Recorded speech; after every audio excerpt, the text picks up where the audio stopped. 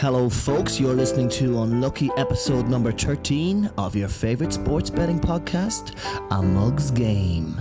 And this is your host, Smeg.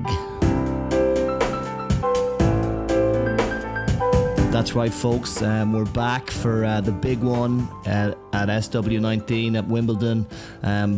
Probably the most prestigious Grand Slam of the year. All tennis nuts and tennis punters and fans alike will all be very excited about this upcoming very intriguing Grand Slam ahead, both for the men's side and the women's draws. And what we'll be doing here is we'll be looking to analyse both the men's draw and women's draws, and also the first round matches, with a view to finding some value bets for those who are new to the podcast, and those who are familiar with the podcast will already be aware that that's what we're about here. Before we do that though, I think I owe it to the listeners really to do a little recap and analysis, and maybe a bit of self-reflection on the very brief, short self-reflection on the last podcast and how we did regarding the French Open. Our French Open bets and that, and so I'll sort of push the bets into sort of a category of the good, the bad, the ugly, and maybe there might be one great one at the end. But it was sort of from an outright point of view, it went very well. From a match point of view, it was very, very frustrating, and certainly there were some mistakes, and I just have to hold my hand up high. And this is the thing about, you're always learning at this game, at this sports punting game, so that's what we'll do a quick overview of that, and we'll maybe start with the good bets that we had. Obviously, maybe one of the best bets we had was the Nadal and Novak Djokovic double at evens for both of them to win their quarters. Neither of them really had any player in the quarter that was likely to trouble them, and for both of them, put them together, they're so reliable at an evens price. Really, that was buying money, I suppose. Another very good bet was Leonardo Mayer, considering his clay court pedigree and how much Vasselli had been struggling on the clay, for Mayer to be underdog in that match, so we were happy with that one. Sabalenka, of course, 4-6. That was really in hindsight maybe should have put more on it, because considering Sibylkova had been really struggling, and we talked on the podcast about the matchup really not suiting Sibylkova, the fact that she really does struggle against players who ball bashers basically with a lot of power that can hit through her, and Sabalenka had looked like she was coming back into a little bit of form, enough to suggest that the 4-6 was value. And then of course we had Caroline Garcia and a Lajovic double. Lajovic, at 8-15, considering what he's done on clay to beat Montero was good. And one of the team, of course, to win his draw. Team is at that stage now on clay where he's becoming as reliable as the big three, in at the French Open. If you get him at an underdog price, which we did, to win his quarter, you've got to take it. He did win it fairly comfortably in the end. And maybe one of my favourites of all was Mahut at sixes to beat Kohlschreiber. Mahut played really well to beat last year's semi-finalist Cecchinato. Kohlschreiber, well, I know Mahut is an old man himself, but Kohlschreiber is kind of inconsistent these days and sometimes doesn't have the stomach for the battle, and I just thought Mahut was playing so well, so I was very happy with that bet. Apart from that, of course, we have to go through the mistakes that we made, and we might even have a little section for unlucky too. We had, let me see, Putintseva. We tipped her up at 8-11 to beat. It was Rebecca Peterson, who is a good player. Like I even mentioned in the podcast, Peterson's a good player, solid player, and I think really should have taken more into account the fact that Putintseva, would be suffering from fatigue, especially whatever about playing a grass court tournament, where maybe fatigue isn't as much. Putintseva, played a lot of 3-set matches. The final was a long match. Against Zidansek, and then I think her match against Friedsam, that must have went to I think it was one of the longest 3-set matches, if not the longest 3-set match of the year. So I think she was running on empty really, and the fact maybe if she had to play on the Monday, maybe if she got a chance to play on the Tuesday, she might have been all right. But probably should be taking that more into account. I just thought because of a record at the French Open, that was my main reasoning behind that record at the French Open. She really does love Roland Garros. I thought she'd be able to get herself up for it, but like, she is human after all. So that was one that probably should have stayed. But Basilashvili, there's another one I have to hold my hand up. You know, that's ultimately, I did not know my player Londero enough. I didn't know him enough. And he's a better player than I thought he was. I've only saw him twice this year, and he impressed me those times. And then I based it a little bit more on his results since then, which had been not too bad, but a little bit underwhelming. I just thought Basilashvili would be a class above, but that was a bad bet because I didn't know my player well enough, Londero, and I think a lot of punters were, you know, there was a big move for Basilashvili, and I doubt it was just because of my podcast tip, but regarding that is also, you know, the slow play on in Paris. Basilashvili, you know, does he really have what it takes to grind over 5 sets against, you know, solid grinders like Londero? And you know, he's also pretty inconsistent as well. So yeah, that was a bad one. Jaziri, I stand by my reasoning completely with Jaziri, like based on Grand Slam pedigree against Atta and Atta's very underwhelming results overall. The fact that, you know, Atta came through a fairly weak quarter. I think it was as a lucky loser, if I remember correctly, in the qualifying. And Jaziri had better recent clay form, and just one thing I should have just taken into account, this is Jaziri we're talking about. He's probably one of the most inconsistent players on the tour. You never know which Jaziri is going to show up, and he's only ever value to be backing as a big underdog, I think, really, you know. So disappointed with that, and probably Kontaveit was a bad bet. I don't hate that one. I don't hate it. It was just probably one I should have left alone. I just think overall Kontaveit is a better player than Muchkova. Muchkova then got beaten by Bego in the next round. Then Muchkova, I thought Muchkova was a little bit underrated, but I just have to take into account, like, Kontaveit, she's so hard to trust. She is one of those players that maybe just has to go on the blacklist a bit, and she's not, you know, she can be valued back as an underdog, but certainly as a favourite she might be one to be best avoided in the future. Then we had some downright ugly bets here, and the two that I've picked out for those were Van Uytvanck she was 4-6 to beat Saribes Tormo. And the reason I like this went to 3 sets, you know, it was initially Tormo was, or Saribes was winning very, very easily, but what I'm annoyed about here was just that I made the point that Van Uytvanck was you know, a better all-round player, better overall player than Saribes, you know, just the better tennis player. But like, this is the thing about tennis betting, you have to consider the matchup, you know, and especially on this surface, you know, on clay. Like, for example, you know, I'd still consider Van Uytvanck a strong favourite on grass or a fast surface against Saribes Tormo, but this is not the type of player Van Uytvanck, you know, is going to enjoy playing. You know, someone who's just going to grind, not give her a whole lot of pace to play off, and I fell into a very you know, a trap really that anybody who's serious about making money on these Grand Slams really should be falling into. You should be really considering your matchup. So that was one of the ugly bets. And then Ramos against Jera. Now Jera's form has been better than Ramos's this year, and I have Ramos is one of those guys I've a bit of a blind spot about, because probably no player has made me more money over the years, especially at Grand Slams, than Ramos. But he has been a bit in decline. His form is patchy. He's getting a few wins here and there, making a few quarterfinals of ATP 500 events or 250 events, and things like that, you know, in the South American swing, but not really pushing forward like in the past. You know, I know he has a great French Open record, but Jera is a really solid player, and you know, I really should have avoided that. I think that was probably the worst bet of all, you know, considering Ramos is just not the player he was.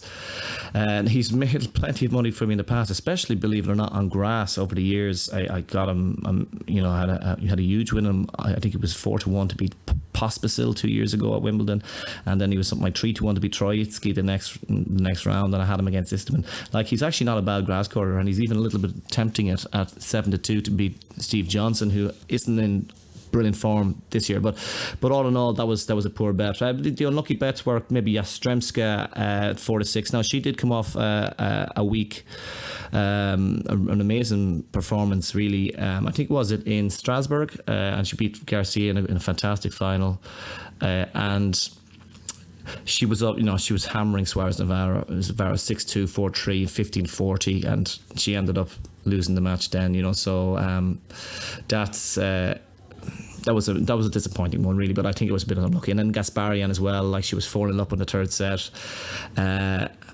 against Blinkova, and then Gasparian sometimes she can put off the foot off the gas. I've seen in the past, and then she usually is able to get away with it. But if there's one player you don't want to get involved in a dog fight with in a third set, it's Blinkova. She may be limited, but she is a proper battler, and she's in the end, I wasn't that surprised to see Blinkova get through there. And then we'll talk about the great bet that we had, that despite a lot of we had some good wins there as well. I probably spent more time analysing the bad wins, the bad bets, than the good ones, because I think that's what you have to do. You have to learn from your mistakes. But the great one was Vondrousova at 150 to 1. We got her at 150 to 1, half point each way, and we ended up just a little bit over 20 points in profit for the whole tournament because of that fantastic win, even though we didn't cover the final, which is a pity. Yeah, that was the only regret, that we possibly had a chance to cover the final. I was just waiting maybe at some stage that maybe Barty would get tight, or that there maybe Vondrousova would take a lead and get a better price to cover at, but that never happened. And that's always the risk you take when you're looking to cover outrights in play. The nightmare scenario happened where basically Barty led from the first point. But I also have to have a bit of egg on my face about the Barty thing, because as we were going through the outrights, I did say Barty was at 22 to 1. I said which was a bit of a joke price, and I was really another very I'll never live that one down, because she in the end she won a pretty tournament fairly emphatically. She did benefit from a draw, but I didn't see her as a Grand Slam champion, if I'm going to be honest with you. But there has been signs of her, making that extra step up. Obviously, she won Miami this year, and she took advantage of the draw opening up, as it's at the French, as it can happen. And the only redemption I'll take from it is in the very same podcast I did tip her up at 28 to 1 to win Wimbledon, and that price has been slashed right down to 6. So if any of you took up that tip, well, we should be feeling fairly optimistic, I'd say, fairly optimistic. So anyway, with that said, let's have a look at the Wimbledon draw. We're going to first of all talk about the men's. Now we have. I'll briefly touch on the outrights, because I might be going into the outrights. I might go into the quarter betting in a little bit more detail, but we have Novak Djokovic at 7-5 favourite, Roger Federer 10-3 with Skybet, Nadal is 7s with, I think, Powers.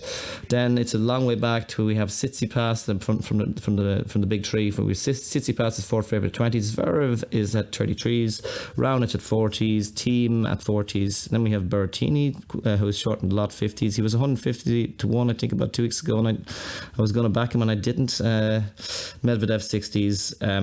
So look, I'm not going to go through the whole list of players there, because when it comes to the men's outrights, as a punter, especially at Grand Slams, it's never a lot of fun, really. There's not, you really can't get behind a big price that you really like in the same way that you can in the women's, because if we've seen, anything can happen in the women's, like we saw Anisimova come through to the Grand Slam semis, Vondrousova making the final 150 to 1, even someone like Danielle Collins making a semi-final at the Australian Open. And there are always opportunities in the women's to find a good value outsiders, while in the men's, as much as they've brought us great entertainment and just sheer class, the big three, they don't provide an awful lot of fun for punters looking for outright value.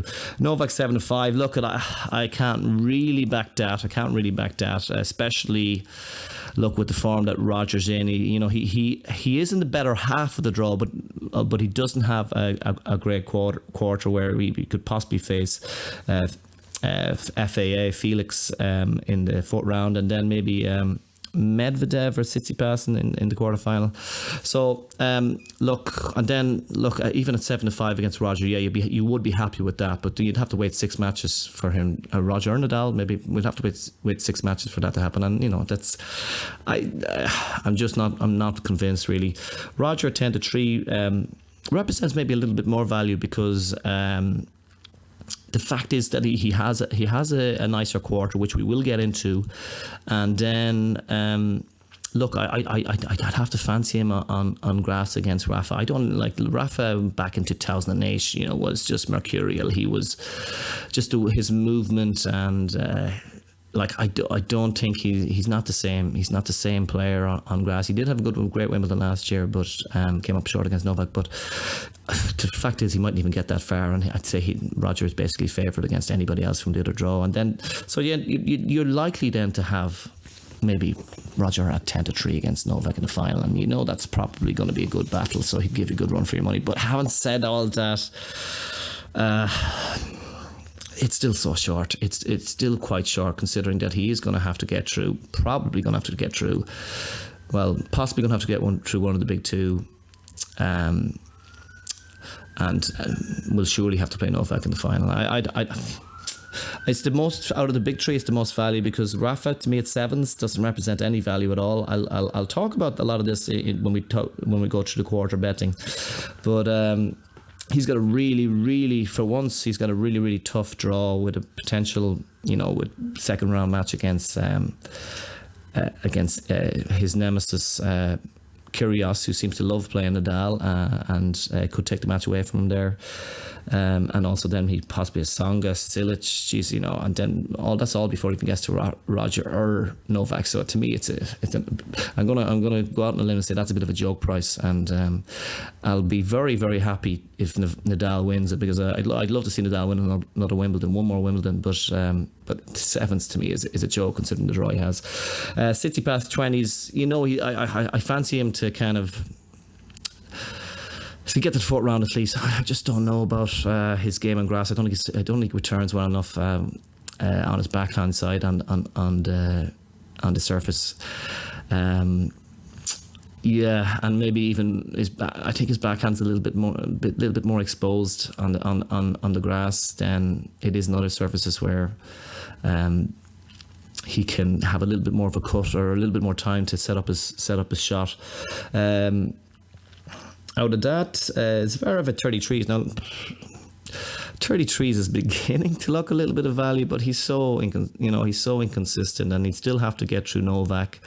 Even if he did win his quarter, he'd still have to get through Novak. There's a lot of tough matches. He's even got a tough first round match against Vasily, so not crazy about that. Is there any, just going through it out of that, is there a team at 40s? A little bit tempting. I think he's a better grass court player than people are giving him credit for. I think he lost to a red hot Thomas Berdych 2 years ago in the 4th round, I think, in 5 sets. He's become a lot better player since then. He's, Nicholas Massou has done great work with him as his coach, and yes, he's a bit like Stan. He probably needs a little bit more time to set up his shots. He probably will struggle a bit on the return, but he serves well and he moves fantastic. He's so fast around the court, and we know that he's a match tough player, so I wouldn't be surprised to see him go deep. But at 40s, he's got a first half round against Sam Querrey as well, which we'll talk about later, and he'd still probably have to get through Nadal, Federer and Djokovic. So look, no.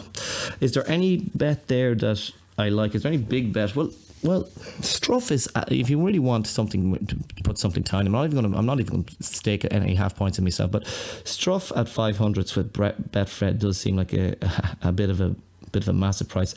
And Fritz, who's if I can just check the score, I'll just check the score here. I don't know how he was doing. He's won. Fritz has just beaten Sam Querrey in the final, and that's actually good news for myself because I had Fritz backed at 16-1.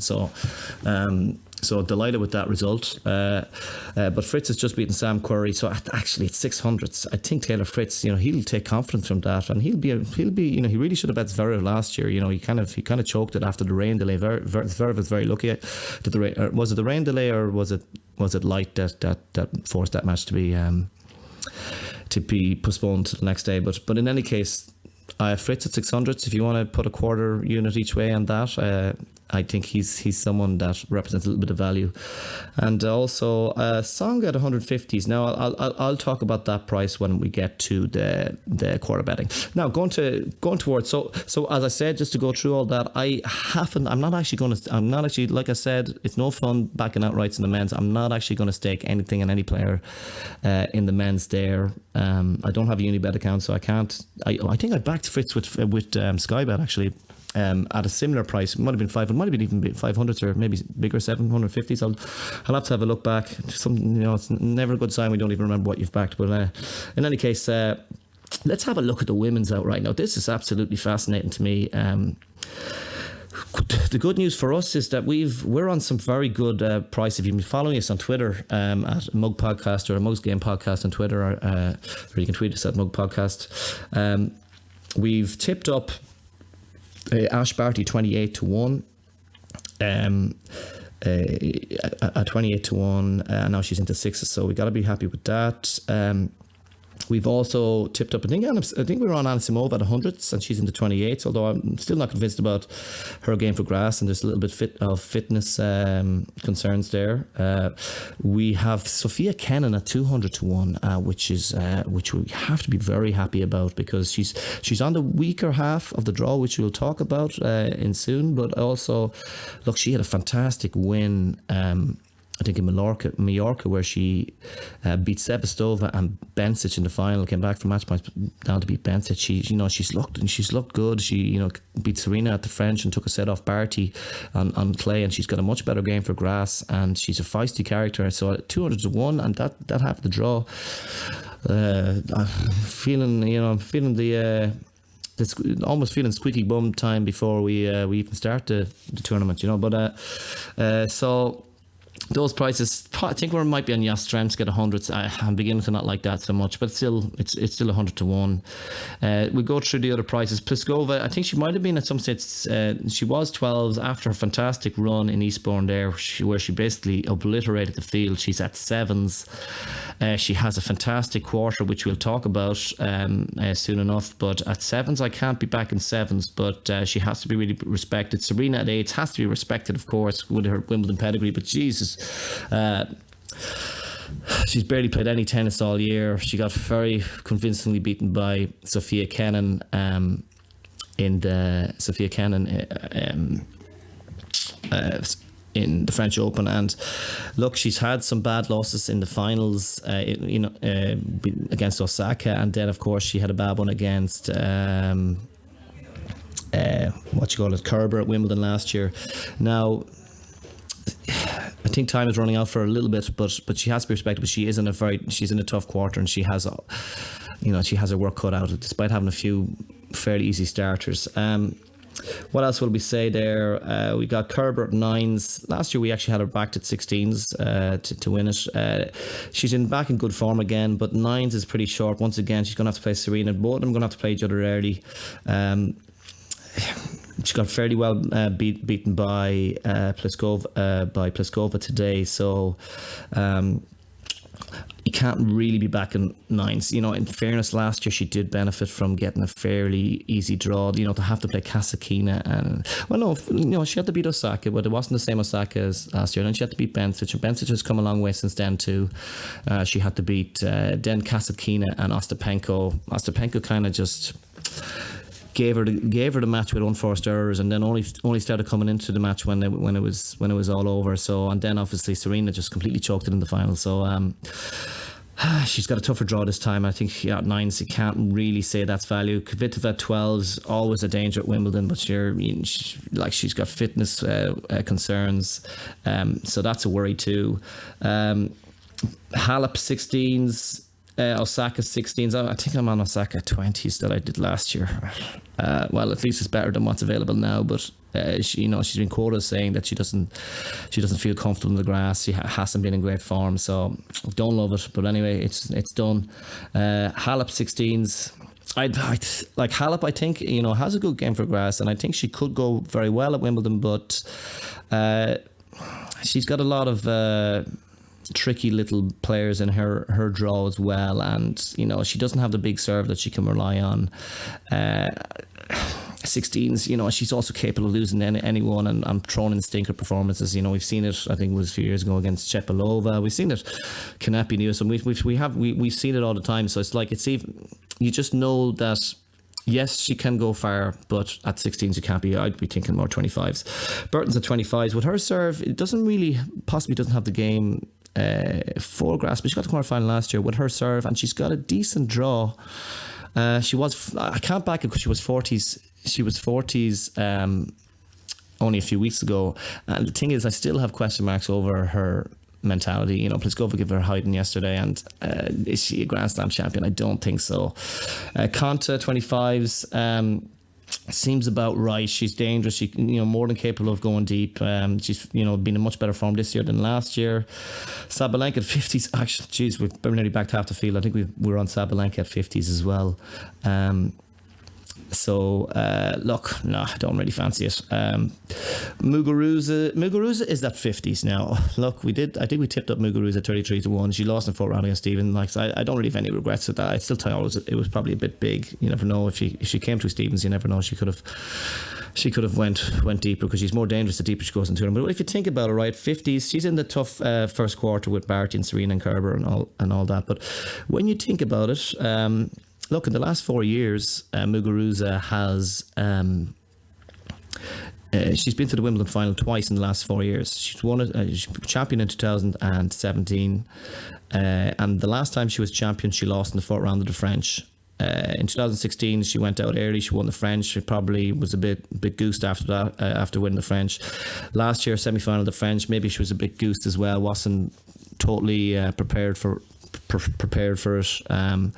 but you know, look, we know she can play on grass, and I think it's a little bit, you know, her form has not been that bad. A 4th round of the French Open isn't too bad. You know, Stevens isn't a great matchup for her. She won, I think, in Mexico, won a tournament in Mexico. I think, considering, you know, especially if you guys are on Barty and Barty could play her in the 3rd round, I think it's worth just not even backing Muguruza each way. It's worth backing her a half point at 50-1, because it's so disrespectful for a 2-time Grand Slam champion. If she managed to, you know, if Barty beats her, you're happy enough. It's a good sign that Barty's playing well. But if she beats Barty, and she's, you know, she's going deeper. She can beat Serena. She can beat Kerber. She backed Kerber on the way to winning in 2017. The second, she can beat whoever she plays in the second quarter. And once she gets to once Muguruza, the thing about backing Muguruza big prices is that once she does go deep, you're always going to have hedgeable opportunities, because the bookie's going to react and they're going to say, okay, Muguruza's back. Once we see Muguruza in a Grand Slam quarters or semi-finals, we're thinking Muguruza's back. And then, you know, I'd say she probably would be favoured against most players except maybe Pliskova, possibly Halep in a final, and then you can cover. So I think, especially considering we have Barty back, I think Muguruza just about represent 50s, and I'm sorry for all my listeners. Once again, I'm tipping her up, and she keeps letting us down. But they keep upping the price. Like, I probably wouldn't have been backing her at 33s, but they keep upping the price, and maybe that's where the fools for taking it. But I just think I can't turn on the 50s really there, just for a half point. It's nothing major. Sloane's at 50. I don't like her game for grass. Garcia 66. Don't see her as a Grand Slam champion. Wozniacki 80s. Although I did back her at 150s. They're a small bet recently, because that was probably a little bit too big, and happily she's ended up on the wrong side of the draw. Mladenovic was 400-1 at one stage. And we backed her with Sky Bet, and you know, with Sasha, I think she can play good stuff in grass. My only problem is I don't think she has really moves well enough. He does have the defensive skills on the surface, but at 400s that was kind of crazy. She's 250s now, and that's worth considering. Kenin, Van der Stove at 66. It doesn't have great grass court pedigree, so. Hard to see it really. She is in a nice in the 3rd quarter, which is the easiest quarter, but she'd probably have to get through Pliskova even just to get the semi-final. Who else is there? I saw Kudermetova at 1,500, and I was thinking, Jesus. She had match points, or she served for the match, I think, against Alison Risk, who was the champion in, was it Nottingham there recently? I think it might have been. Hertingenbosch. It was Hertingenbosch. That's where it was. She's a good player at 1,500 to 1. If you want, something pittance on something that's a bit crazy, just for a story to tell your grandchildren, like that's the one to go for. Sharapova at 150 to 1 is with Boy Sports. Boy Sports are really producing some tempting little bets. I saw her against Kerber there, I think in Mallorca, and Kerber did beat her convincingly, but there were signs that Sharapova's game was coming back. There were little signs, and at 150 to 1, guys, I think it's worth considering. It's worth, it's one of those ones where you might just back just because you'd be absolutely distraught if you saw her go through the draw and you didn't have her backed. And let me see, I think they're the only ones that really stand out to me. So I think just say, actually one other one that stands out to me is Camilla Giorgi at 500 to 1 with Paddy Power. Look, she's only back, I think she lost in 3 sets, I think, can't remember, was it Ostapenko recently, but she actually played better than people were expecting considering she was come back from injury, and she is she got to the quarterfinal of Wimbledon last year, took a set off Serena, had some good results. The grass does suit her game, good flat hitter. She's getting, she was serving a whole load of double faults there a week ago as well. But at 500 to 1, might be worth a quarter each way. Because the other thing about her is that once she gets to a quarterfinal, semi-final, she's not the type of player I think would fear the occasion in those situations. She's a bit of an ice queen. So, look, there. I just thought I'd go through some of the prices there. We're happy with Barty 28s. I think Anisimova 100s. If Bencic actually is the last one I'll mention at 40s, she's in the tough part of the draw, but we know that she can play great stuff in grass. She should have won Mallorca against Kenin. Beat Kerber at Mallorca too. When you consider Kerber's 9s and Bencic's 40s, yes, she's in the tough part of the draw, but look, I think her game is tailor made for grass. She takes the ball on early. She can change directions. When her serve, she can serve up a few double faults, but when she's in the zone, she can serve really well too. So that's another one worth considering. So sorry, folks, if I'm just kind of throwing ideas out there and not really posting my flag to the mast on a lot of these, but I'll say I'll probably be back in Bencic myself. Muguruza, something small on Mladen. Well, I have something on Mladen at 400s, maybe something small on Georgie. Delighted to have Kenin at 200s. A lot of you who followed us are probably on that as well. So yeah, so let's go into the quarter betting because this podcast could go on for way too long. So let's go to the men's quarters first, okay? Novak, 4 to 9 favourite. Don't love that at all because, first 3 rounds should be easy enough, but then possibly playing Felix, the young kid from Canada, who's going to be a superstar. Like, he's as good as any of those main top big 3 were at his age, and seems to love the grass. Got to the final, I think, in Stuttgart, and there's no one I really love here. Tsitsipas is 9 to 1. I just would never be able to see him. He'd have to get through Medvedev first of all, and then he's losing in head-to-heads 4-0, and then Novak. So I don't love it. Medvedev, if you are going to think about anything, at 16 to 1, he had a disappointing loss against Simone. He just wasn't. He just wasn't on his game last week. But I do think he's a good game for grass, and he gave Novak a bit of trouble at the Australian Open this year. So if you were tempted by any of the prices there, I probably would go with Medvedev, but I can't even stake a point with it. But yeah, quarter 2 is Zverev 9 to 2. This is a really open quarter. It's a quite weak quarter. Raonic 11 to 2, Anderson 13 to 2, Kachanov 9 to 1, Stan 9 to 1, Bautista Agut 16s. Lopez was 22 to 1, but he's actually now into 16s, best price 16s.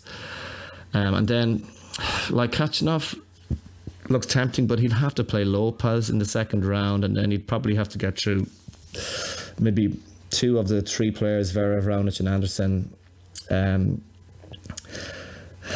Really, can you trust Zverev? I'm not sure you can. Raonic possibly looks maybe the most appealing there.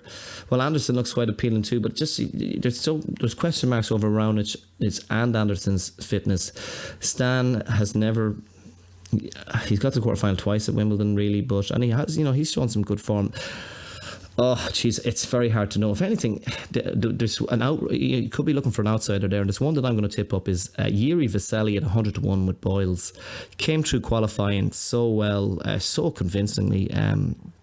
Basically hammered everybody he played in qualifying. Did give Tommy Paul an awful hiding. And Tommy Paul, who took himself team in the French Open, an awful hiding. And he's been to the fourth round of Wimbledon before. Twice, I think, and he serves well, flattens out the backhand well. He's got great game for grass, and 100-1, that's worth a quarter point in my opinion. Now he does play Zverev in the first round, but after that, there's a few. If he could get through Zverev, there's a few easier enough matches before you get a chance maybe to cover or to hedge, but Zverev is vulnerable, and I think Vesely has every chance of beating him there. I'll call it Zverev's favourite, but at 100-1 I will go a quarter point on Yuri Vesely, and I think Bautista Agut represents a little bit of value there, as well as 16s. The only thing he lacks is a big serve. The guy has moves so well on grass. Perfect for his ground strokes. He's well able to flatten the ball out, change directions. He's mentally strong. In that kind of a weak quarter where there's question marks over a lot of the players, I think maybe a half point on Roberto Bautista Agut with a view to maybe covering if he finds himself up again, if one of the other players catches fire. So quarter three, Nadal 13-8. I just think this is a joke price. If you look at Nadal's draw. First of all, he plays a grass court specialist who's come back into a bit of form by getting through qualifying. Sajida, he won Antalya in Turkey last year, and he's a tough one to start with, especially when Nadal was trying to find his feet. Then probably his nemesis Kyrgios. Then it would be probably, where am I saying, Tsonga. Worst case scenario then would be Cilic, and then you'd probably have to play Thiem or Querrey, and then in the quarters. So as much as 7-1 is a really bad, I think 7-1 is a really bad price. For outright, it's probably worse than the 13-8 here, but I still think even the 13-8, considering those are. I also think Nadal could be a bit tired. I think this French Open took a little bit more out of him. I think he was, he was getting beaten in the clay court season. He really had to. I just get the feeling that. I think it's a really tough ask for Rafa, to go deep here at Wimbledon, especially that draw. He probably has to, on the grass, he has to feel his way into it. I think he hasn't been done very well in the exhibition events. Cilic, of course, who's in his draw, beat him there, I think, in the Booty exhibition event there recently. You can't really be backing that. Where are we talking about? Dominic Thiem is 7-1. He's got a tough first round match against Querrey. Don't know. Then it's probably reasonably easy after that, because maybe Christian Garin is quite a good, better in grass than people realise, I think. And then Jura, that would be a handy one. Then maybe Fabio Fognini or Simone. You'd fancy Thiem in those matches. And then who would he play in the final round of the qualies? Would be maybe Nadal. You'd have to give him a better chance against Nadal on grass than on clay. Possibly Tsonga, possibly Cilic, possibly Kyrgios even.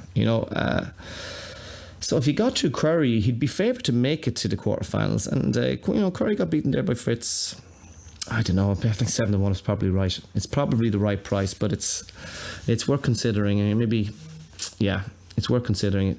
If anything, really, in this tournament, if there's value, I was looking. Cilic is 15-2, Kyrgios is 12, Tsonga is 20s, Shapovalov 25s, Querrey is 33s.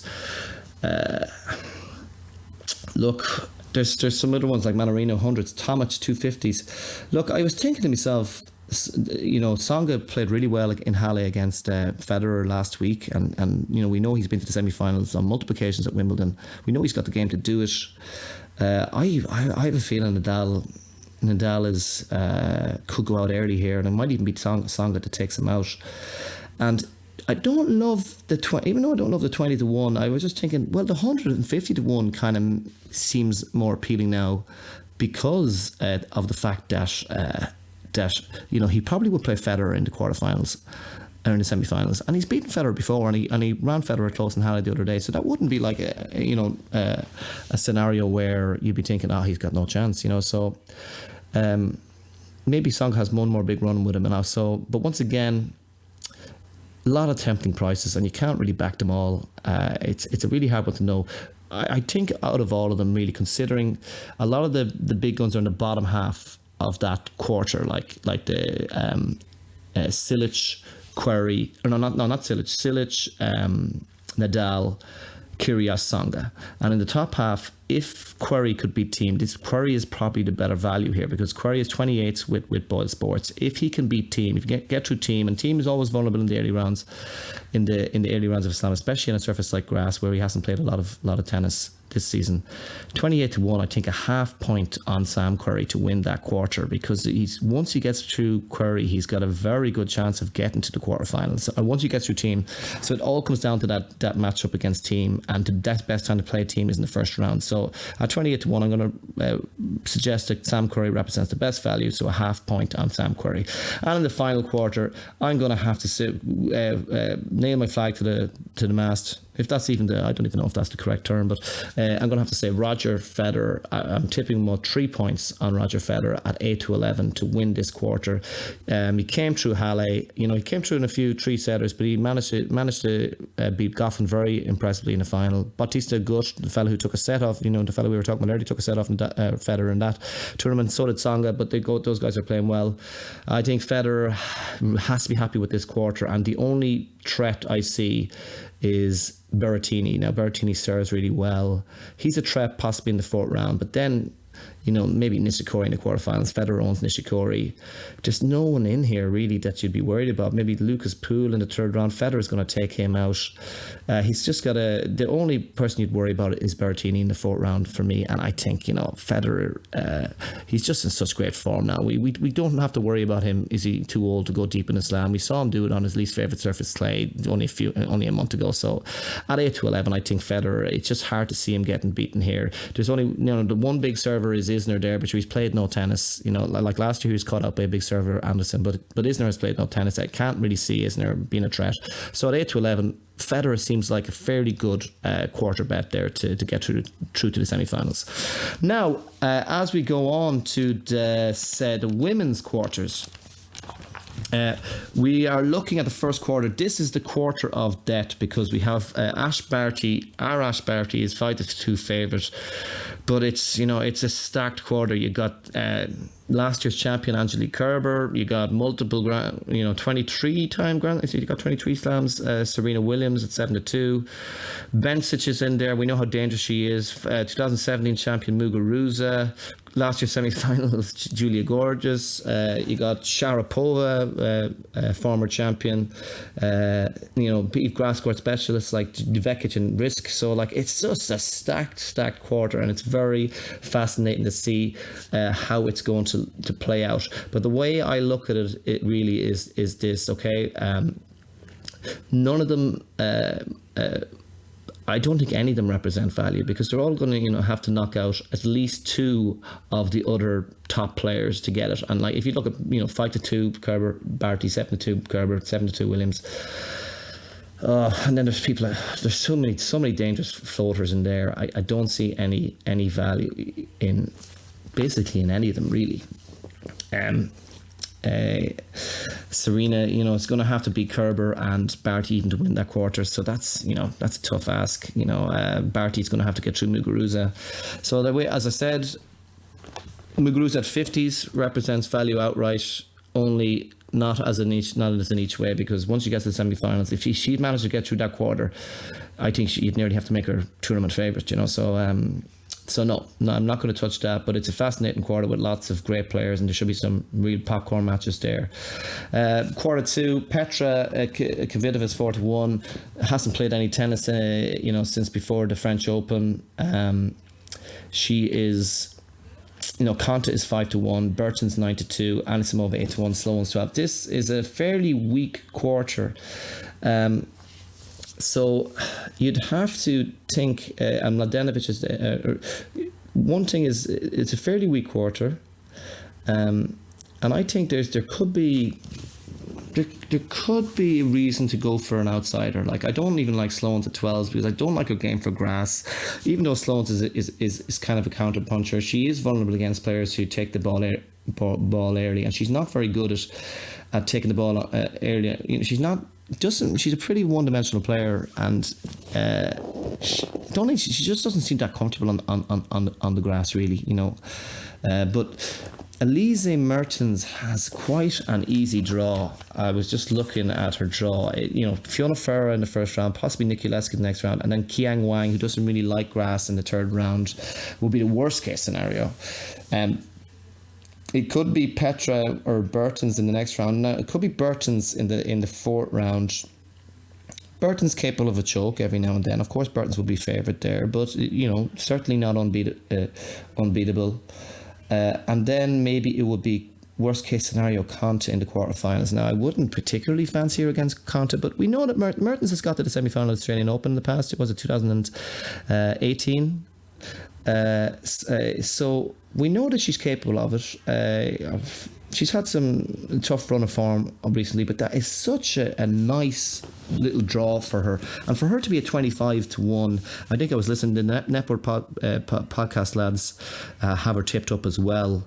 I think there's value on her, considering that maybe the draw will open up and that she won't even have to play one of the top guns come the fourth round quarterfinals, but she should be able to get through the first three rounds, and you will have hedging opportunities. So I'm going to go a half point with Ladbrokes on Elise Mertens at 25-1, and Mladenovic also appeals to win that quarter, because it is a fairly weak quarter at 33-1. I wouldn't be surprised at all if Konta does it, if I'm going to be completely honest. I think she's in good enough form to do it, but can't really back her at 5. So, but Mladenovic is worth considering at 33s as well.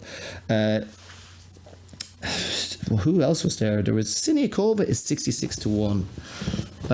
She had a great run at the French, and that is a kind of a run that was a little bit surprising. Because her form wasn't absolutely outstanding by any means, but Siniakova is one to certainly to watch out for. Maybe at 66-1 to consider.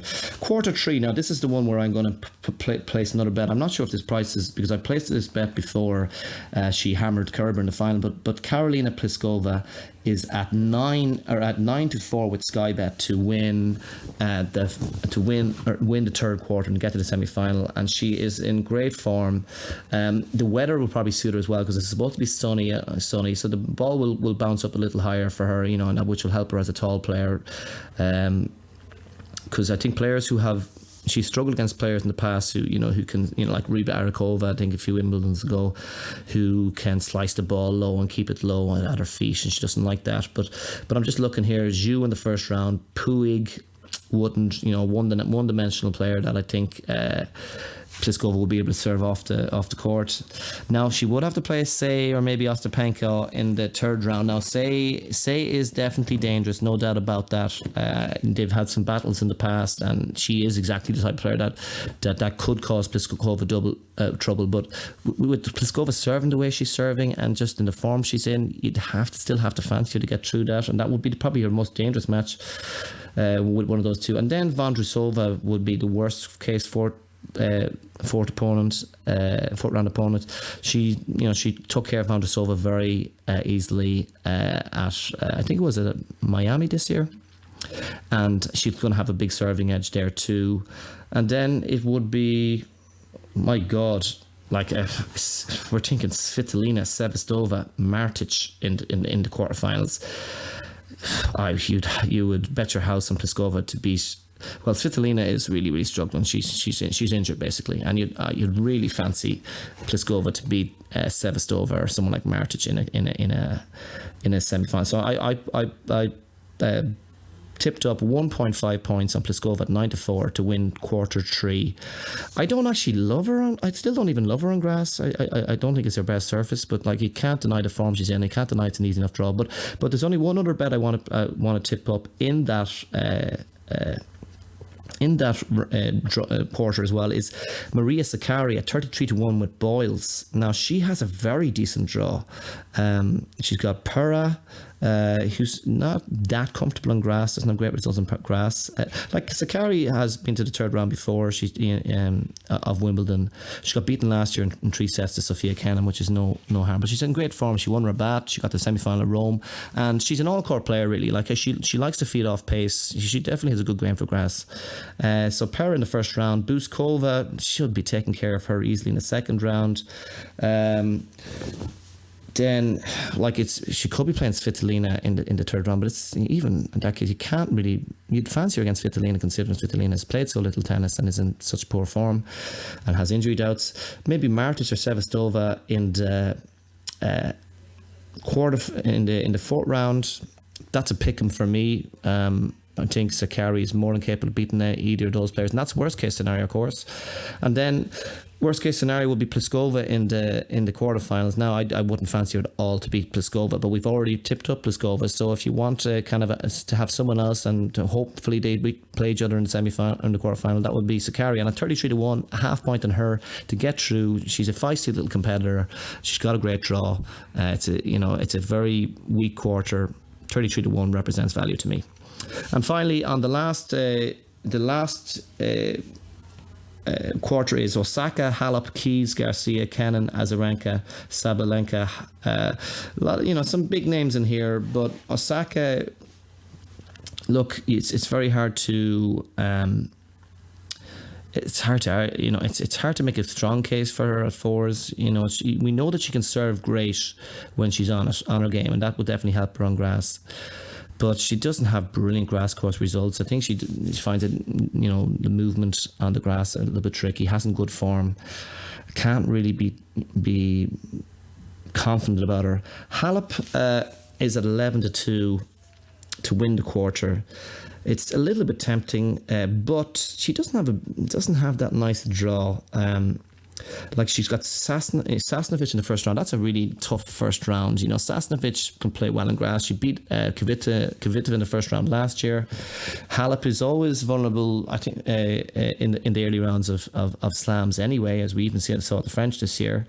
Sasnovich loves a big occasion. I think that's definitely a potential banana skin there. Then maybe Buzarnescu in the second round. Buzarnescu is capable of giant killing. Possibly Kasatkina in the third round. If she's in the third round, she could be playing. It's a sign that she could be playing well. Or Azarenka. That's a very tough third round on grass. Then will be Keys or Sabalenka. Now she has beaten Keys at Wimbledon in the past, but when Keys is on, she can be unplayable, and then it could be.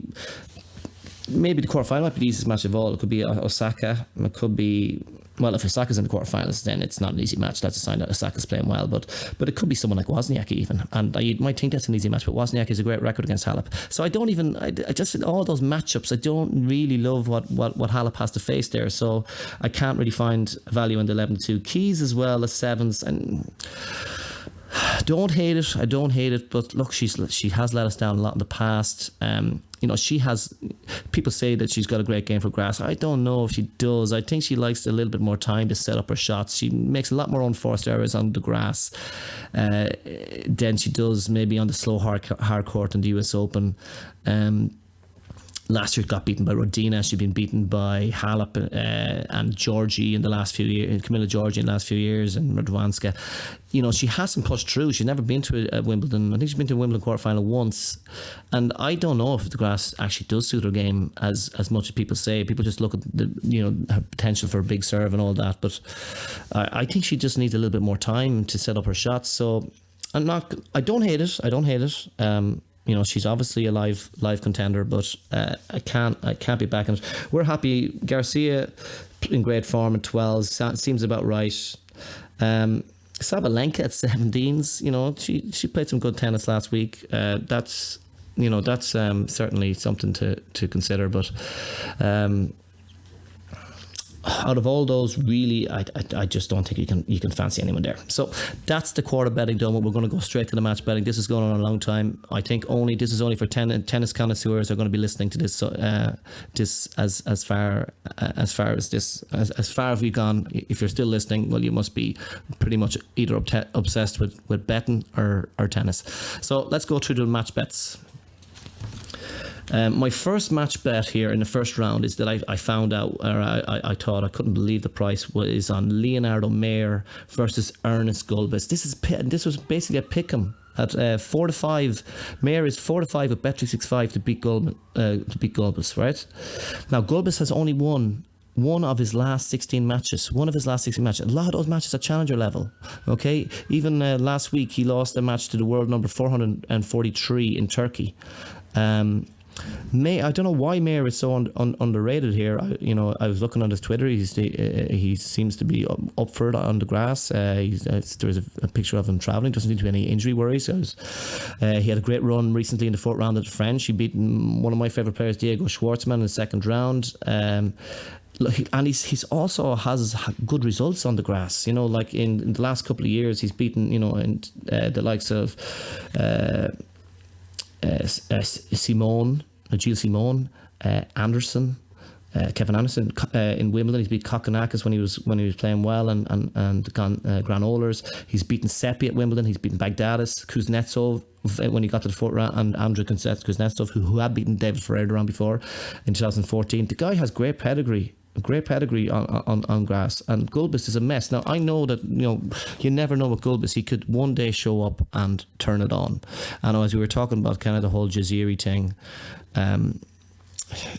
there is an unknown quantity factor about Gulbis, but even last year when he got to the fourth round, he beats Zverev on the way. He had come through qualifying. He was in far better form. He'd come through qualifying in the French Open. He's in really, really bad form at the moment. And even last year as well, he never wins matches straightforwardly anyway. So if it does end up with 2 sets all, you'll have an option to cash out if you want, because he went 5 sets with Jay Clark last year, for example. So look, to me that's possibly the best bet of first round bet of the whole tournament. So that's 4.5. So I'm going to go at 4-5. I'm going to go 3.75 points on that to try and win 3 points.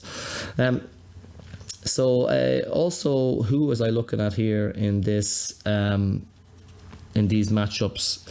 I'm going to go through go as well for Christian Garin and Bautista Agut double with powers at 8-11. Rublev had has had one 3-set win on grass versus Purcell. He's lost to Mats Morang and Jubb, the young British lad, and even on clay recently he's lost to Monteiro and Hang. He's just hasn't been he's been struggling to find any sort of form.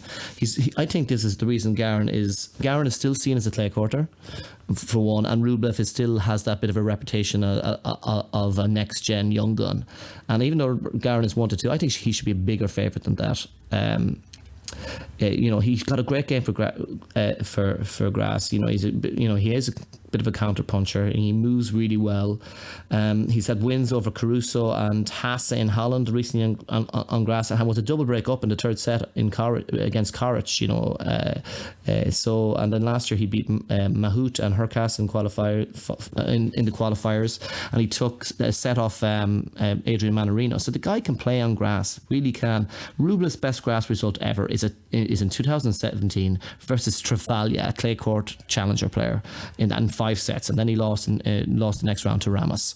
Okay, so Rublev, even when he was playing better stuff, I don't think he really is a game for the grass, and I think Garin can play on the grass. And of course Bautista Agut is playing against a way out of form Gojo Sik. I don't even know if that's a Polish guy. He's got an unbelievable winning record. I think he's got a record of really 5 wins to 1 loss against Gojo Sik, and he showed in Halliday he's in good form. So I think he's a good person to bump up the price to 8-11. So that's 3 points on a Christian Garin and Bautista Agut double. Also, we're looking at other bets that we like. I like Harriet Dart actually to win against Christina McHale in Wimbledon at evens. I think she's gone to 10 to 11, but we tipped her up on the Twitter at evens. She had one win. Dart she's had one win in her last 3 on grass and one against Lapko. Lapko isn't even that bad in grass. She pushed. Lapko beat Mikhail actually last year, and she pushed Gorgas to three sets. Although she's not in great form this year, but. And then some of her losses were decent losses to really good players, Tomljanovic in 3 sets and Kontovic in 3 sets. Dart, she took a set off Pliskova last year at Wimbledon. Took the first set against Pliskova. And she also came through qualifying, which was a good landmark for her in Australian Open this year as well. Beat some good players there too. So, but she's used to the grass. She's playing in front of her home crowd at Wimbledon. She's going to be really motivated. Mikhail has just really struggled when it matters for years now. She's probably one of the biggest chokers on tour.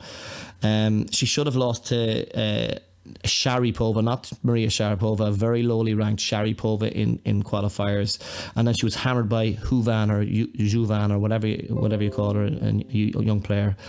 She's recently lost in straight sets to Martin Kova. She did have a decent run in Indian Wells this year. Like, I think she beat Sakari and Pavlyuchenkova, but she just can't hold her nerve in big matches when it really matters. Like, for example, with Lepchenko last year, or at Australian Open against Lapko. We know that she's against Lapko at Wimbledon last year. We know that she struggles to hold her nerves these days, and I just think in front of the British support, I just fancy Harriet Dart to just kind of come through against a nervy, low in confidence Christina Mikhail. So other bets that we did do, let me see. I'm going to have to say Mannarino a half point at 3-1 to beat. Just a half point. Like, this is an outside bet to beat Marin Cilic. And Cilic was beaten by Schwartzman at Wimbledon. He beaten by Dimitrov on clay. He's had a really, he's been struggling for form this year in a big way. I know he loves the grass, but remember last year, he's always vulnerable to a shock. He kind of choked it against Guida Pella. You should never be losing on grass to Guida Pella, the Argentine clay courter. And they've played each other twice, and they both have won a match each, one set each, or one match each, and both have went to 3 sets. So Mannarino is obviously capable of being, even against considering Cilic, or is capable of matching it with Cilic, right? He just won Herzogenbosch, which is a lot of stacked players in that. He beat the likes of Koric, David Goffin, Verdasco, and Thompson to win that one. They have some very, very good wins. He's got a great record at Wimbledon. Like, if you look at the people that he's beaten at Wimbledon, Monfils, Medvedev, Kyle Edmund, Feliciano Lopez, no one has actually beaten Mannarino at Wimbledon since 2014 that isn't named Federer or Djokovic. Add on to that, there's question marks, that the fact that we already have reason to believe that Mannarino can trouble Cilic anyway, but there's question marks over Cilic's temperament and confidence right now. You got to say 3-1 for grass court specialists like Mannarino is a good shout. So a half point on that. Now, let's have a look. We're gonna try and race through these as well. Now, there's a few other bets that I've tipped, but I want to just kind of, because we're all vulnerable or susceptible to some motivated reasoning when we're going through the bets. So I'm going to, when I talk through some of these bets, I'm going to talk about the pros and cons, as much as possible, the next ones, because they're bets that I've had, but I will talk about the cons that maybe I'm not as confident with these bets as with some of the others. I tip up Kalinskaya to beat Lynette. Now, Lynette did win a challenger in Manchester recently, and she beat Diaz in the final, but she has had recent losses to Cepeda, Stosur and Parmentier on the grass. Not great losses. She beat Paquette in the French Open, took a set off Halep, so she can, she's playing well, and she's pretty good at winning these type of matches when she draws like a qualifier or someone in a Grand Slam. She's pretty good at winning the matches in Grand Slams that she's supposed to win. But Kalinskaya, I really like her. She was so impressive in qualifying. She didn't drop a set the whole qualifiers. She beat the likes of Kostyuk, and Lottner especially is a very impressive win in straight sets. So I think just with 1 point, I think we just go 1 point on Kalinskaya to beat Lynette, because I've seen her play a few times. I think she just has a really good game for grass, and she's just I think she'd be full of confidence, and I feel like she's just got the talent edge on the net, even though the net is more experienced at this stage. Kalinskaya is a bit younger. But there are reasons that to fear the net. I just think just overall, I would have made Kalinskaya a slight favourite instead of the dog there. That's all. So what else have we got? A few other ones. So we'll be wrapping up pretty shortly. I have some other. Yeah, here we go. So we also tipped up, one of our best probably tips was Demonauer to beat Marco Cecchinato he went off at 4-6 up in Paddy Power. They had him at 4-6, so we absolutely jumped on that price. Now the price has since shortened to 1-5, and even on the Twitter said get on. I said get on this price right now because it will absolutely plummet. And I didn't expect it to plummet as much as it did. It actually ended up being 1-5, and I don't think that's actually a fair reflection at all. Because it should be more 2-5 in my opinion. Like last year, they played each other at Wimbledon last year. Demonauer came through, but it was a very tight match: 6-4, 7-6, 6-7, 6-4. Very tight match. Cecchinato was in better form then. He was a French Open semi-finalist, and he's in poorer form now. He's had some bad losses to Hurkacz and most recently, and then Mahut at the French Open. But Demonauer himself has had 2 bad losses in 3 sets to Bedene and Thompson, but he's been quoted as saying, "I'm really feeling good at the moment. I'm really playing some good tennis." And considering Cecchinato is a little bit low in confidence, a little bit more low in form, I think we have to be confident that Demonauer can take him out of 4-6. And now, no point in backing him 1-5. I think it's Cecchinato is a much more dangerous opponent now. The bookies are giving credit for. I think that's probably an overreaction because there's obviously a lot of money for Demonauer, so they just said, right, no more money. We're not taking any more money on Demonauer. And if anything, Cecchinato might seem like a little bit of value now, but happy with the 4-6. We took Diego Schwartzman to beat Ebden at 8-11. Ebden has had 2 wins on the grass against Lasko and Donskoy, but 4 losses versus Koppel, Herbert, Albat and Zumor. He's struggling this year. He had a much better run last year. He beat Goffin in the first round of Wimbledon, I think, and on Robert lost in 4 to Simon. He was playing much better tennis. This is a 1.5 bet really.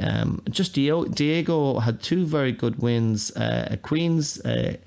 He bet Fabio and he bet Silic at Queens, and then he beat Fognini and Kachanov in the Voodoo exhibition. I was just watching him play. His serve is obviously a big weakness on the grass, and if Ebden does have a big serving day, it might be tough. But off the ground, Schwartzman is going to have such a huge edge, and he is really moving well on the grass. I think he seems to like it a lot better than he did a few years ago. And considering Ebden is struggling to find his form, I think you'd have to fancy Schwartzman to beat him, but just 1.5 points there. We also went with Basilashvili at 8-11 to beat James Ward. Now, look, he's gone into 80-50 now. He's no value now. This could be another scenario where, look, there is always that. Is it history repeating itself? Insanity is doing the same thing over and over again and expecting different results. But I just think Ward has had some decent results of late. He had 3 set losses. He had wins over Gunniswaran, Ivo Karlovic, Harris and Kudla. Good wins. 3 set losses to Fabiano, who actually went on to the semi-finals at Eastbourne, and then Simone. That reads pretty good. That reads pretty well. And I think with Basilashvili there is a bit of an up in class, but I'm beginning to have doubts over this bet. So if you haven't put it on yet, or if you want to cover, I'd say I wouldn't put it off yet. Like, my instinct is that Basilashvili should win. He's a step up in class. I'd also have doubts over Ward's temperament if it really got tight, or he could end up in a winning position and throw it away. It's obviously it's a match that means a lot more to Ward, and we've seen it in the past that he has choked in big occasions. But look, I would say we're on Basilashvili, but if you're not on him, there's no point in taking him anyway, especially since he's shortened to 8-15. Finally, I don't think it's finally, we have a few other ones. Potapova at 8-11 to beat Teichmann. Okay, we saw Potapova beat Kerber at the French this year, and obviously Kerber wasn't playing great there, and she did get fairly well beaten by Vondrousova last year. But I have to say, a lot of people think that Potapova is a bit of a clay player, but I think that she's more of. I think she's got a good game for grass. She was the Wimbledon junior champion in 2016. She beat Yastremska of all people in that final. She had a bad loss recently to Dabrowski, but I checked her Twitter handle, and she had a sort of basically a tweet that was basically saying, well, I'm positive after this defeat, I'm ready to move on. She at Wimbledon, she came through qualifiers in 2017, which was a good sign. I think she's just a far better player now than last year when she had to retire against Tatiana Maria. I think she is suited to the surface. She's a fairly flat hitter. She did well, I think it was at Budapest. She got to the semi-final of a very fast indoor event where she lost to Vondrousova in semi-finals in Budapest recently. So yeah, I mean, you just have to look at Teichmann. Teichmann's had 2 losses on grass in straight sets to Hercog and Bonaventure. Now, Teichmann won Prague, had the best result of her life on the clay, won Prague. Then she hasn't really done anything since. She came through a weak field in Prague and bet who was a Muchkova in the final, who we had backed at 100-1 and was 2-0 up in the third set, second. But anyway, overall, she's never done anything on grass. She was beaten in the French Open qualifiers to Katie Swan on clay of all people. She doesn't seem to have, built up any momentum before this tournament. And I just think that Potapova seems like she has a better game for the grass, and at 8-11 I think she should be a bigger favourite than that. So I did go 2.75 points on Potapova to beat Teichmann there. So there might be one or two more little bets. If not, I'm just going to answer a few questions that were sent to were tweeted at us. I am curious. I think there could be reasons to back the unders in the Bouchard match against Zidansek. Zidane recently beat Suarez Navarro on the grass, but look at Bouchard's recent results since coming back from injury. She lost to Sarenko 6-2, 6-2 at the French. Now, losing to Sarenko on clay that badly is very, very worrying. And then she lost to Fiona Ferra 6-2, 6-love. So if you're it's very, very tempted to be back in Zidansek minus 2.5 at 4-5 there. I will be tweeting that out soon enough. Are there other match bets that we like? I think I like Baghdadis at evens. I might just go 1 point to Baghdadis at evens versus Schnur. Schnur got beaten in the final round of qualifying easily against clay quarter Caruso. Stefanos Caruso. I think Stefanos Caruso from Italy. This is a big step in class. Baghdadis beat he's been former Wimbledon semi-finalist. He's retiring. One of my favourite players of this generation. What an entertainer, great character. Some of the best matches of the last 10 years, 10-15 years have involved Marcus Baghdadis. If you think that match against Nalbandian in the Australian Open, the Wimbledon match against Djokovic quarter-final, the match against Hewitt. So there are lots of reasons to love this man, and I think he's retiring this year at Wimbledon. I don't think he's going to go out with a whimper. He beat Felix last week in straight sets at an exhibition.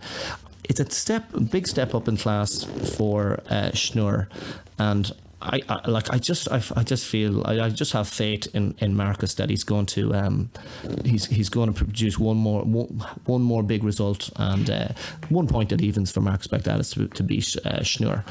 So questions, we're going to go to the questions. Max, a question from Max: can Herbert upset Anderson? Yes, he can absolutely upset Anderson, but the price doesn't really make it valued for me. Anderson is 4-9, 13-8. Now, if Herbert was something like, I don't know, 7-2, 4-1, I'd consider backing him. But just from the point of view of value, Anderson still is far better grass court pedigree, and has the bigger serve, and you'd expect Anderson to still, if he's fit, if Anderson is at his best, he should be able to come through that. Can Rafa beat Fed and Novak back to back? Well, I sort of thought I would be surprised if he's even going to get to the semi-finals. Really, to me, I'd be making.